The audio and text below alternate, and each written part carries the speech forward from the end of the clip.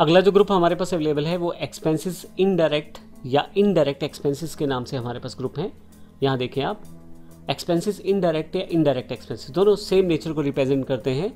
वे सभी एक्सपेंसेस जो हमारे प्रॉफिट एंड लॉस को, नेट प्रॉफिट एंड लॉस को कैलकुलेट करने में प्रयोग किए जाते हैं, वे आपके इनडायरेक्ट एक्सपेंसेस या एक्सपेंसेस इनडायरेक्ट कहलाते हैं। जैसे डेप्रिसिएशन अकाउंट, सैलरी अकाउंट या इलेक्ट्रिसिटी बिल अकाउंट, इस तरह के एक्सपेंसेस जो आप बिजनेस एक्सपेंडिचर में करते हैं और जो हमारे प्रॉफिट एंड लॉस नेचर के रहते हैं, जिससे हम प्रॉफिट एंड लॉस को आसानी से कैलकुलेट कर सकते हैं, वे सभी के सभी इनडायरेक्ट एक्सपेंसेस या एक्सपेंसेस इनडायरेक्ट नेचर के अंतर्गत प्लेस किए जाते हैं। तो वो सभी लेजर्स, एग्जांपल मुझे डेप्रिसिएशन का लेजर बनाना है तो मुझे वो एक्सपेंसेस इनडायरेक्ट या इनडायरेक्ट एक्सपेंसेस के अंतर्गत बनाऊंगा मैं। ध्यान रखिएगा आप एक ही प्रोसेस को फॉलो करें, दोनों सेम ही नेचर को रिप्रेजेंट करते हैं। तो आप एक्सपेंसेस इनडायरेक्ट प्रयोग कर लें या इनडायरेक्ट एक्सपेंसेस, तो पूरी की पूरी जब आप कंपनी बना रहे हैं तो उस टर्म्स में आप एक ही प्रोसेस को फॉलो करें, दोनों में से किसी को भी आप फॉलो कर सकते हैं। नेक्स्ट ग्रुप जो टैली प्राइम में हमारे पास अवेलेबल है, इनकम इनडायरेक्ट या इनडायरेक्ट इनकम। वे सभी इनकम जिससे हम अपना प्रॉफिट एंड लॉस कैलकुलेट कर सकते हैं प्रॉपरली, उसको हम इनडायरेक्ट इनकम या इनकम इनडायरेक्ट में प्लेस करते हैं। इसका अर्थ ये हुआ कि आपके पास जो प्रॉफिट एंड लॉस में इनकम्स को प्लेस किया जाता है, वे सभी इनकम आपके पास इस कैटेगरी में या इस ग्रुप के अंतर्गत प्लेस की जाती हैं। जैसे एग्जांपल, अगर आप कोई रेंट रिसीव करते हैं अपनी बिल्डिंग का, जो कि आपकी बिजनेस की बिल्डिंग है, वहाँ से कोई रेंट रिसीव कर रहे हैं तो वो आपका इनकम कहलाएगा। इंटरेस्ट अगर आपको रिसीव करते हैं, कोई कमीशन रिसीव करते हैं, कोई डिस्काउंट रिसीव करते हैं, तो वे सभी इनकम है वो आपकी इनडायरेक्ट इनकम है। आप इन दोनों में से कोई भी ग्रुप को प्रयोग कर सकते हैं, इनकम इनडायरेक्ट या इनडायरेक्ट इनकम, लेकिन ध्यान रखिएगा एक ही प्रोसेस को फॉलो कीजिएगा जो भी आप प्रयोग करना चाहते हैं। अगला जो ग्रुप हमारे पास है वो है फिक्स एसेट्स के रूप में। फिक्स एसेट यानी कि इमूवेबल प्रॉपर्टीज, इसमें आपकी टेंजिबल इनटेंजिबल दोनों तरह की एसेट्स कवर की जा सकती हैं। जैसे प्लांट एंड मशीनरी है, लैंड एंड बिल्डिंग है जो दिखाई देती हैं, वे एसेट्स भी आपकी फिक्स एसेट्स कहलाती हैं। और जो नहीं दिखाई देती, जैसे पेटेंट्स राइट्स हैं आपके या ट्रेडिंग राइट्स हैं, वे दिखाई तो नहीं देते लेकिन वो भी आपकी फिक्स एसेट्स की तरह ही काम करती हैं। हम अपनी आवश्यकता अनुसार चाहे तो फिक्स एसेट के अंतर्गत सब ग्रुप क्रिएट कर सकते हैं और अपनी एंट्रीज को आसानी से वर्कआउट कर सकते हैं। नेक्स्ट जो ग्रुप हमारे पास है इन्वेस्टमेंट्स का। इन्वेस्टमेंट जैसे कि नाम से आपको पता लगता है, जब भी हम कहीं पे एक्स्ट्रा इन्वेस्ट करते हैं और जहाँ से हम एक्स्ट्रा इनकम भी जनरेट कर सकते हैं। तो इस तरह की इन्वेस्टमेंट्स, जैसे अगर हमने बैंक में कोई पैसा जमा करवा दिया है, जैसे फिक्स डिपॉजिट, रेकरिंग डिपॉजिट, तो इस तरह की इन्वेस्टमेंट्स हमारी इस ग्रुप के अंतर्गत शामिल की जाती हैं, जहाँ से हम एक्स्ट्रा इनकम को वर्कआउट कर सकते हैं, एक्स्ट्रा इनकम बिजनेस के लिए तैयार कर सकते हैं। जब भी हम बिजनेस चलाते हैं तो कुछ खर्चे ऐसे होते हैं जो हमें कई बार एडवांस में करने पड़ते हैं। जैसे आप एम्प्लॉयज़ को कुछ सैलरी एडवांस दे दें, यानी कि एडवांस सैलरी अगर आपने दिया है अपने एम्प्लॉयज़ को, आपने कुछ फिक्स एसेट खरीदना था, उसकी परचेज में कुछ अमाउंट एडवांस में दे दिया है, तो ऐसे अमाउंट जो हैं लोन्स और एडवांसेस एसेट्स के अंतर्गत शामिल किए जाते हैं, क्योंकि वो ऑलरेडी आप पे कर चुके हैं, लेकिन है वो अभी तक एसेट्स, क्योंकि उनका यूटिलाइज अभी नहीं किया गया है या उनको प्रयोग नहीं किया गया है। इसी तरह से आपके पास नेक्स्ट जो सेक्शन है वो लोन से रिलेटेड है। वे सभी लोन जो आप अपने बिजनेस को सक्सेसफुली चलाने के लिए ले रहे हैं, उन्हें इन लोन्स में शामिल किया जाता है, क्योंकि हम लोग ले रहे हैं उस लोन को as a company, as a organisation, तो हमारी एक लाइबिलिटी है। जब तक वापस नहीं करते तो इस ग्रुप के अंतर्गत वो शो होते रहते हैं बैलेंस शीट में, और इसी ग्रुप के अंतर्गत हम उनके लेजर्स को पोस्ट करते हैं या उन्हें बनाते हैं।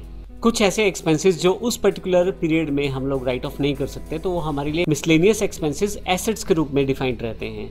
जैसे कि एग्जांपल, आपने कॉपीराइट के लिए लमसम फीस पे कर दिया है या प्रीलिमिनरी एक्सपेंसेस कुछ पे किए हैं, जिनको उस पर्टिकुलर ईयर में, जिस साल में अकाउंट्स बनाए जा रहे हैं, उसमें आप राइट ऑफ नहीं कर सकते, तो वो आपकी एसेट्स में मिसलेनियस एक्सपेंसेस में शो होते रहते हैं। बिजनेस में एकदम से आए हुए खर्चों से बचने के लिए हम कुछ ना कुछ प्रोविजंस पहले से बना के रख सकते हैं। तो ऐसी सारी लेजर्स को जो एक प्रोविजन के तौर पे काम करती हैं, उसे हम प्रोविजंस ग्रुप के अंतर्गत शामिल करते हैं। जैसे एग्जाम्पल के लिए इनकम टैक्स का एक प्रोविजन हम बना लें, या बैड डेट्स के प्रोविज़न बना लें, या डेप्रिसिएशन का प्रोविज़न बना के रख दें, तो वो सभी के सभी हमारे पास प्रोविज़न ग्रुप के अंतर्गत शामिल रहते हैं।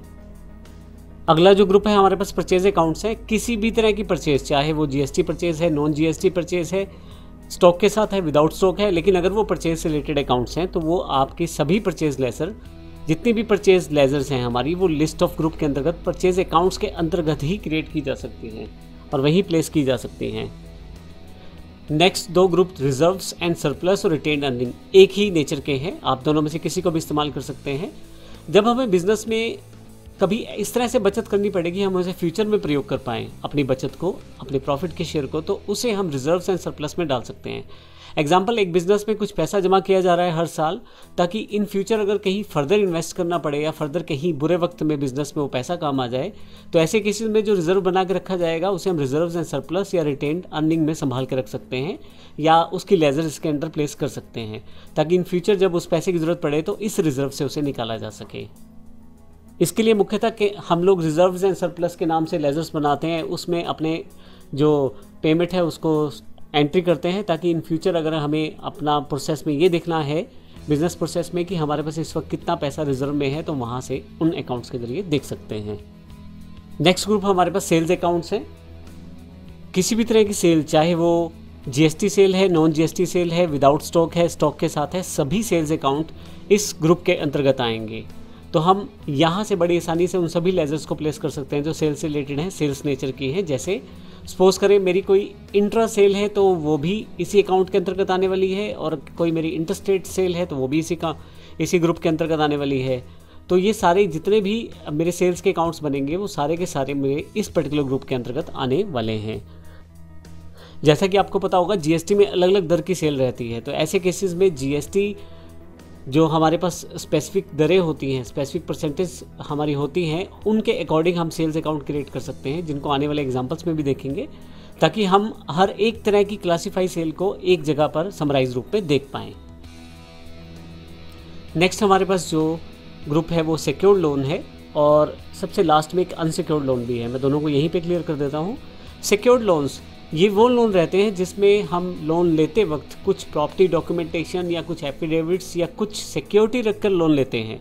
तो ऐसे केसेस में मान लीजिए मैंने किसी बैंक से, किसी व्यक्ति या किसी सोसाइटी से लोन लिया और अपना प्लॉट या अपनी बिजनेस की प्रेमिसेस या कुछ दुकान वगैरह के कागज़ वहाँ डॉक्यूमेंट गिरवी रखें, तो ऐसे केसेस में जो मैंने लोन लिया है वो सिक्योर्ड लोन है। अनसिक्योर्ड लोन वो लोन रहता है जिसमें मैं किसी भी तरह की सिक्योरिटी नहीं दे रहा, जैसे किसी प्रॉपर्टी के डॉक्यूमेंटेशन वहाँ नहीं दे रहा, और विदाउट किसी प्रॉपर्टी के डॉक्यूमेंटेशन के मुझे वो लोन मिल जाता है।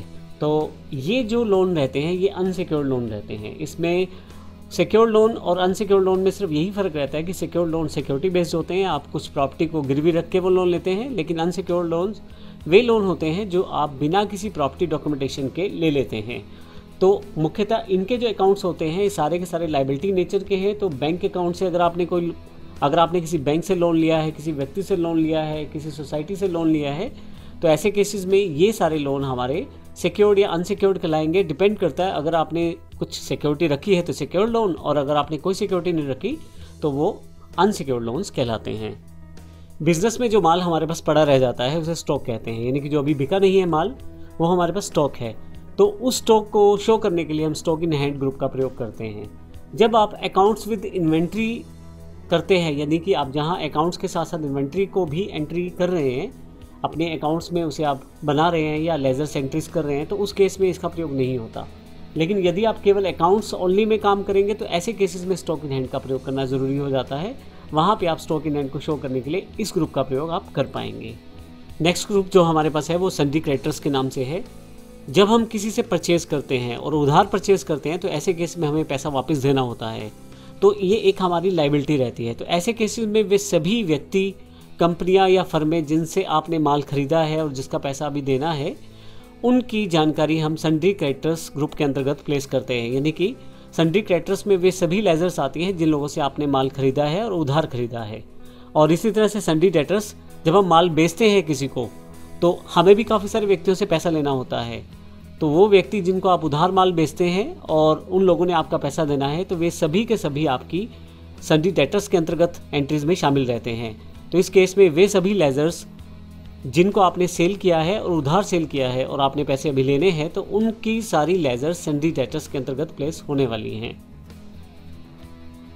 जब हम अकाउंट्स बनाते हैं तो ऐसे केसेस में बहुत कम चांसेस होते हैं, लेकिन फिर भी कुछ एंट्रीज या कुछ ऐसे अमाउंट, छोटी अमाउंट्स ऐसी हो जाती हैं जिनको हम कन्फिगर नहीं कर पाते कि वो कहाँ से आई या कहाँ की तरफ गई।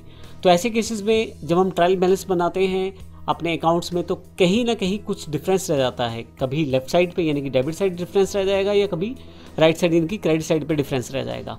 तो ऐसे केसेस में अगर बहुत छोटी अमाउंट है और बहुत ही कम अमाउंट की एंट्री है तो हम उसे सस्पेंस अकाउंट में क्रेडिट या डेबिट कर सकते हैं अपने अकाउंट्स के बैलेंसेस को मैच करने के लिए, और बहुत ही कम इसका प्रयोग किया जाता है। इसमें सस्पेंस अकाउंट के अंतर्गत लेज़र भी सस्पेंस अकाउंट के नाम से ही बनता है, और हम उस सस्पेंस अकाउंट की लेज़र को इस सस्पेंस अकाउंट ग्रुप के अंतर्गत प्लेस करते हैं, और वो छोटी सी अमाउंट चाहे वो डेबिट में कम है या क्रेडिट में कम है उसकी एंट्री हम यहाँ पे एडजस्ट करते हैं। तो इस तरह से हमने इस पूरे सेशन में सभी ग्रुप्स की जानकारी ली और हमने देखा बारी बारी से इस ग्रुप के किस तरह की नेचर है, किस तरह से कार्य करते हैं, कौन कौन सी लेज़र इनके अंदर प्लेस की जा सकती हैं। आने वाले सेशन में प्रैक्टिकल रूप में देखेंगे किस प्रकार से हम लेज़र क्रिएट कर सकते हैं और किस प्रकार से अपने अकाउंट्स को क्रिएट कर सकते हैं। धन्यवाद।